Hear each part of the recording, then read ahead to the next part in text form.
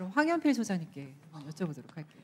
이번 사태에서 일부 고위 간부들의 무책임한 태도가 드러나기도 했고요. 또 일부 실무자들은 부당함을 인식하고 저항하기도 했습니다.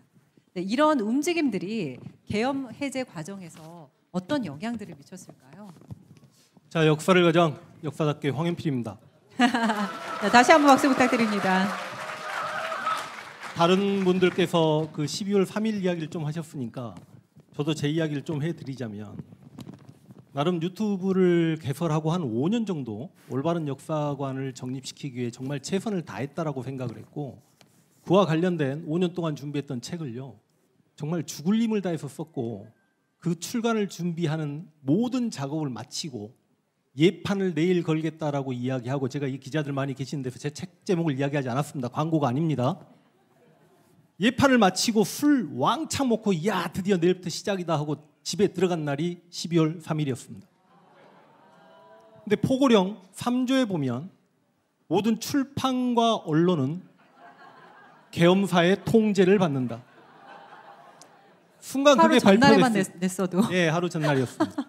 이 책을 예판을 했으면 나는 어떻게 됐을까? 굉장히 윤석열이 싫어할 책들이었습니다.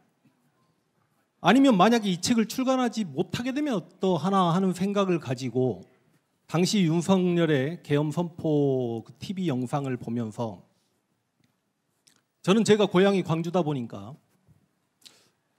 1980년 5.17 비상계엄 확대 선포라는 전두환과 오버랩이 되면서, 근데 과연 저게 될까? 그렇게 무섭지 않다. 그리고 뭔가 발표하는 사람이, 계엄령을 발표하는 사람이 좀 덜 떨어져 보인다. 이게 제가 전두환을 올려치기 하는 건 결코 아닙니다. 더군다나 대한민국은 선진국입니다. 전시 상황에 준하는 상황도 아니고 완전 평화시였죠. 개인적으로 요소야대 전국을 이끌어 나가기 어려우면 자신이 다수 여당과 손을 잡고 협치를 하든지, 아니면 자기만나 특검이 어렵다고 그런 것들을 핑계로 비상계엄을 일으켰을 때, 더군다나 개개인이 매체와 미디어의 주체가 되는 세상에서 과연 저 비상계엄이 성공할 수 있을 것인가? 성공하려면 명령에 죽고 사는 군인들이, 우리 깨어있는 시민들은 목숨을 걸고 그 비상계엄을 막을 테니, 그러려면 광주에 출동했던 3공수, 7공수, 11공수처럼 그 군인들이 시민들을 학살해야만 그 비상계엄이 성공할 텐데, 우리 자랑스러운 대한민국 군인들이 과연 44년 전 1980년 광주에 투입됐던 군인들만큼 형편없을 것인가?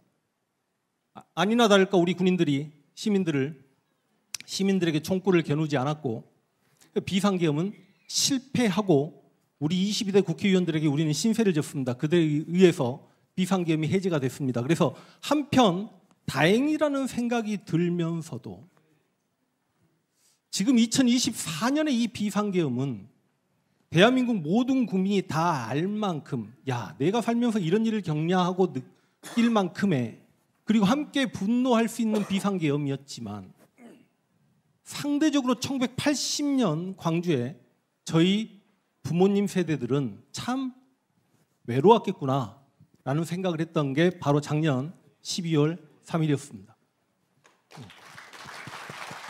감사합니다. 어쨌든 책은 이제 잘 출간을 하게 됐다는 거. 예. 책은요, 책 제목을 이야기하지 않았습니다. 마침 그 비상시국의 책이 한강 작가의 소년연다 15주 연속 1위를 제 책이 내리고 베스트셀러가 됐다는 말씀을 드리겠습니다.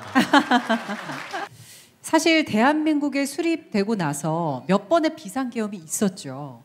우리 소장님께서 역사학자시니까 비상계엄의 역사에 대해서 좀 설명을 해주시고요. 12.3 비상계엄은 우리나라 역사에 어떤 영향, 어떤 의미를 담고 있는지 그 부분도 좀 부탁드립니다. 소위 정근대 시대, 고려나 조선 시대 같은 경우는 우리가 어떤 사건에 대해서 날짜로 기억하기는 쉽지가 않죠. 그런데 이제 대한민국이 수립되고 지금 우리가 살고 있는 시대와 가까워지면서 양력이 사용되면서 4.19, 5.18, 6월, 60 뭐 이런 식으로, 그 다음에 5.16, 11.6, 12.12 4.3 이렇게 날짜를 기억하게 됩니다. 그런데 비상계엄은 지금까지 이게 독재자들의 전유물이었죠. 이승만이 비상계엄을 6번 선포합니다. 박정희가 4번 선포하고 전두환이 1번 선포했던 거를 윤석열이 선포한 거예요. 그러다 보니까 이 12.3 비상계엄 혹은 12.3 내란을 아직 학술적으로 법률적으로 정확히 명칭이 규정되지 않았지만 곧 교과서에 이 사건이 실린다면 어떻게 실려야 될 것인가. 그 많은 비상계엄 중에 한 번인데 굳이 12.3 비상계엄으로 실리는 것도 마땅치 않고, 우리 입장에서야 지금 이걸 내란이다라고 해가지고 12.3 내란이라고 이야기하지만 정근대 시대 소위 그 수많은 내란들 반란들 중에 내란으로 기억이 되는 사건은 존재하지 않습니다. 소위 외부의 침략이 아니고 안에서부터 일어난 반란은 영모는 다 내란이죠. 그럼 이걸 뭘로 규정해야 될 것인가? 저도 아직 그 답을 찾지는 못했지만 최소한 몇십 년 아니 몇백 년 후에는 저는 개인적으로 윤석열의 난으로 기억되기를 바랍니다. 이게 윤석열의 난이 되어야 되는 이유가 있는데요. 혹시 이제 국사 공부하실 때 여러 반란, 난들 들어보셨죠? 뭐 임진왜란이나 병자호란 같은 외부 침략이 아닌 반란 사건 혹시 무슨 사건 있습니까? 홍경래 죽었습니다. 또요? 이괄 죽었습니다. 또요? 망이 망소희 죽었습니다. 또요? 이 죽었다는 게요, 반란 직후에 죽었다는 이야기를 하는 겁니다. 또요? 알고 있는 반란 다 이야기해 보십시오. 비담의 난, 비담 바로 직후에 죽었습니다. 또요? 누구요? 이자겸 바로 직후에, 이자겸이 살구나. 왜냐하면 당시 이자겸의 외손자이자 사위였던 인종이 그 늙은 외할아버지이자 장인어른을 저기 영광에 유배를 보낸단 말이죠. 그래서 이제 올라와서 개경에서 사십시오라고 하니까 영광에 유배 갔던 이자겸이 당시 영광에 조기를 둘둘 말아가지고 비굴하지 않겠다 하고 보냈던 게 지금 영광 굴비의 시초입니다.